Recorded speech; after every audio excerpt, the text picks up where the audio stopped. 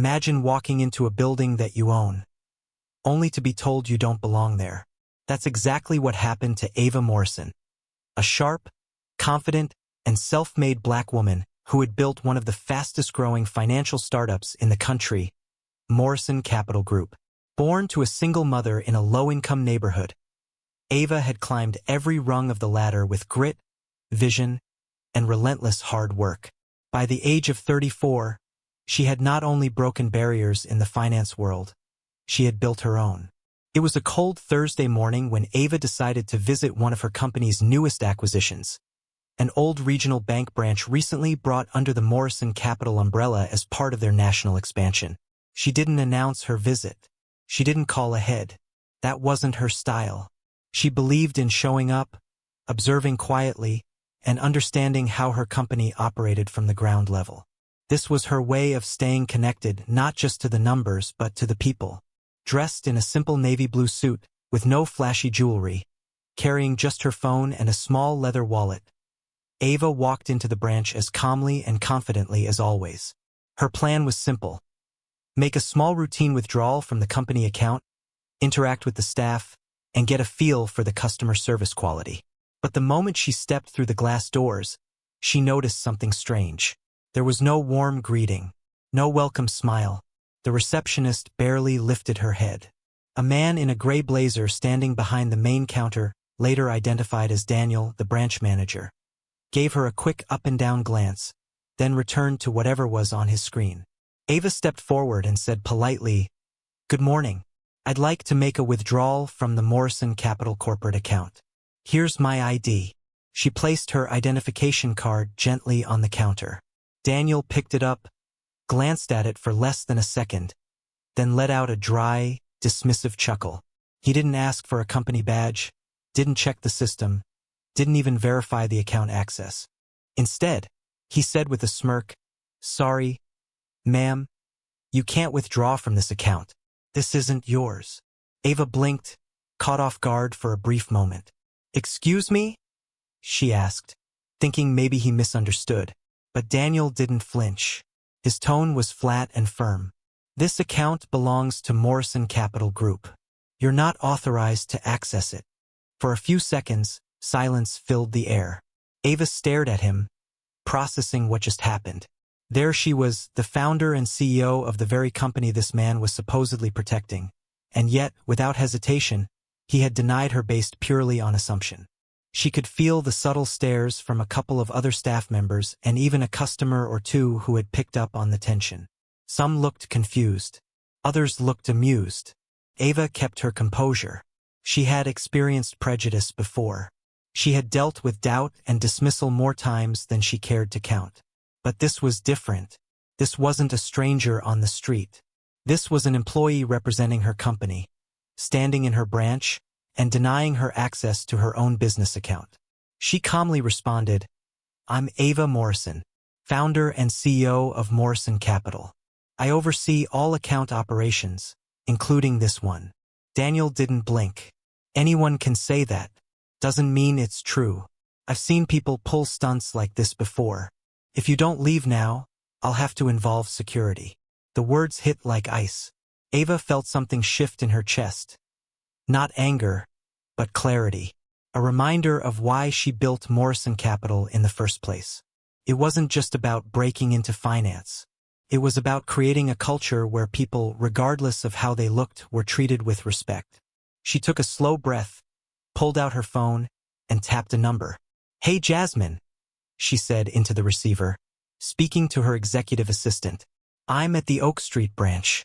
Please connect me to the head of operations and legal immediately." Daniel rolled his eyes. "Come on, don't waste our time with fake calls. You need to leave." He had no idea. 60 seconds later, the branch phone rang. A young assistant manager picked up the receiver. His face turned pale. It's for you," he said to Daniel, handing over the phone with trembling hands. "They say it's urgent." Daniel took the call, still smug.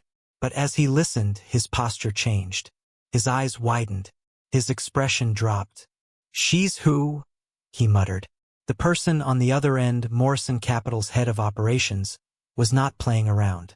They confirmed Ava's identity, her authority, and gave Daniel very clear instructions. Cooperate fully or face immediate consequences. Daniel looked back at Ava, now clearly realizing the mistake that had just turned his entire day, and possibly his career, upside down. Ava didn't shout. She didn't raise her voice. She simply walked back up to the counter, stared him in the eyes, and said, "You didn't even give me a chance. You saw a black woman in a suit and assumed she didn't belong." Daniel started to stammer an apology, but Ava raised her hand slightly. "It's too late for sorry. You didn't just embarrass me. You embarrassed this company." She pulled out her tablet, opened her HR interface, and began documenting everything. "Effective immediately," she said clearly. "You are suspended pending a formal investigation. You will be escorted out by security. I suggest you cooperate." Gasps rippled through the branch. Staff stood frozen. One of the tellers, a young Latina woman, quietly whispered, "Thank you," as Ava walked past. But Ava wasn't finished. She turned to the assistant manager and the remaining staff. "I will personally oversee this branch's retraining. This will not happen again. If you're committed to treating every person who walks in here with respect and dignity, you'll have my full support. If not, you'll be replaced." That day became a turning point for the company. Ava made the incident public, not to shame Daniel, but to shine a light on a much bigger problem. In an interview the following week, she said, "Too often, people are judged the moment they walk in a door, not by their ability, not by their experience, but by assumptions based on race, on gender, on silence. I built Morrison Capital to break that system, and I'll keep breaking it until respect is the default, not the exception." Her message went viral. Thousands praised her for her grace, power, and poise. Others reflected on times they had been treated the same way, but hadn't had the power to fight back. For Ava Morrison, it wasn't just about one moment. It was about creating a company and a world where people are seen, heard, and valued. What happened next wasn't just insulting. It was eye-opening. Ava Morrison had faced her share of challenges as a black woman in the corporate world. But this was a different kind of sting. Standing in the middle of a branch her own company had recently acquired, she was being accused of impersonating herself. She remained calm, her voice firm but polite. "Actually," she said, looking the manager in the eye, "I'm the CEO of Morrison Capital. This account is under my direct supervision." There was a pause, but the manager didn't budge. In fact, he chuckled, like she had just told a joke. "Nice try," he said smugly. "I've seen this before. People walking in off the street, claiming they run billion-dollar companies. You're not the first." Ava kept her composure, but her blood began to heat beneath the surface. She glanced to her left. Two staff members behind the counter, both young, both wearing company name tags, were laughing quietly, whispering to each other. It was clear they didn't take her seriously either. She took a breath. Then she asked the question that needed to be asked. "Do you treat all your clients like this?" she said evenly. "Or just the ones who look like me?" The manager ignored her. He didn't even acknowledge the comment. Instead, with performative confidence, he waved toward the security guard near the front door. "We can't process this," he announced, raising his voice loud enough for the entire branch to hear. "You'll need to leave the premises." Ava looked around. Customers had started to turn their heads. A mother with her child paused at the counter. A man in a suit by the ATM looked up, confused. Half the staff had stopped typing. All eyes were on her. And still, no attempt to verify her ID. No phone call to headquarters. Not even a basic lookup in their internal system. Just judgment. Instant, unapologetic, and loud. She felt something deeper than offense. It wasn't just about being denied a transaction. It was about being denied dignity. This wasn't a misunderstanding. It was disrespect, pure and simple. Ava had built Morrison Capital from the ground up. She had started with student loans, side hustles, and sleepless nights. She fought her way through male-dominated boardrooms and closed doors. Now, she led a company with over 200 employees and managed millions in assets. And yet, here she was, being treated like a trespasser in her own domain. Still, she didn't raise her voice. She didn't argue. She didn't need to, because power doesn't always look like shouting. Power can look like calm. She pulled out her phone. One swipe, one tap. "Jasmine," she said to her assistant on the other end. "I need a call to internal operations. Immediately. Oak Street branch." "Yes, right now." The manager smirked. "Oh, so now we're making calls," he muttered sarcastically. "Ma'am, I'm going to ask you one last time to leave the building before I have security escort you out." Ava didn't even look at him. Her eyes remained on her screen, checking her company dashboard, the one only executives had access to. She was done speaking to him.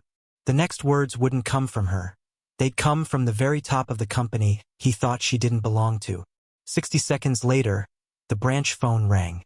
The assistant manager picked it up. "Yes, this is Oak Street," he said, then suddenly froze. "You want to speak to who?" "Right now." His eyes darted toward the front desk. The manager reached for the phone casually, but the moment he placed it to his ear, something shifted. His posture changed. His face turned pale. Yes, sir. I understand. Yes, she's still here. Right in front of me." He slowly looked up at Ava. The smirk was gone, replaced with something closer to fear. He handed the phone back to the assistant manager, then stepped away, silent now. Ava didn't gloat. She didn't have to, because the point had been made. Loud and clear. You never know who you're talking to. You never know who you're dismissing. And sometimes the person you disrespect owns the building you're standing in. What the manager didn't know was that he had just tried to humiliate the one person who could fire him with a single phone call. That woman, standing calmly in front of him in a navy blue suit, no fanfare, no bodyguards, was Ava Morrison, the founder and CEO of Morrison Capital. A woman who didn't just visit bank branches. She owned them. And this particular branch? She had signed the acquisition paperwork herself. She had personally reviewed the staffing. And that manager standing there with a smug grin? She had approved his hiring papers just 2 months ago. Still, he stood there, smirking, thinking she was just another customer bluffing her way through a fake story. That smirk might have worked on other people, but not Ava. She had seen that look her entire career. Doubt disguised as policy, arrogance dressed up as authority. With no change in expression, Ava reached into her coat pocket and calmly pulled out her phone. One swipe, one tap. "Hey, Jasmine," she said smoothly. "I'm at the Oak Street branch. Call in the VP of Operations. Now." She didn't look up. She didn't raise her voice. She simply ended the call and put her phone away. The manager chuckled. "You can't scare us with fake phone calls, ma'am," he said, arms crossed. "We deal with people like you all the time." But he had no idea what was about to happen. Exactly 60 seconds later, the branch phone rang. It rang with the kind of weight that made everyone stop what they were doing. The typing, the chatting, even the nervous glances. It all froze. The assistant manager, a younger man standing a few feet away, picked up the call. "Good afternoon, Oak Street branch," he answered with standard professionalism. Then his expression changed. He stiffened. His voice dropped. "You want to speak to who? Right now." His hand shook slightly as he held the receiver out toward the manager. "Sir," he said, voice trembling. "It's for you." Still amused, the manager rolled his eyes and took the phone like it was a joke. But the second he pressed the receiver to his ear, everything changed.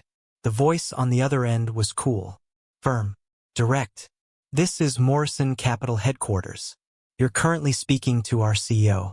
"Yes." "The woman standing right in front of you." The manager's face went pale. The blood drained so quickly, it was like someone had flipped a switch. He looked up slowly and really saw Ava for the first time.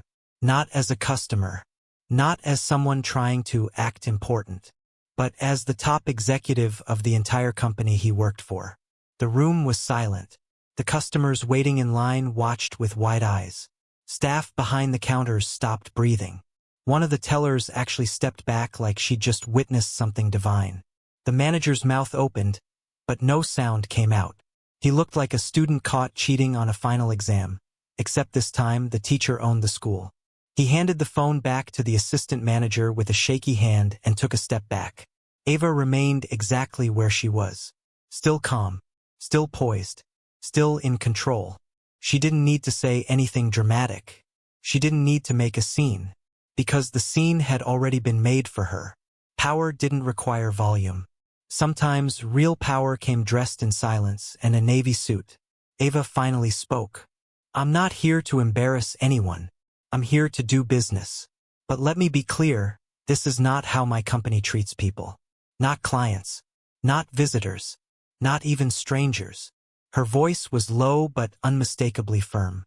"Had you taken even 2 minutes to verify my credentials, you would have seen who I am. But you didn't check. You assumed. And now, you're going to face the consequences of that choice." The manager looked like he wanted to disappear.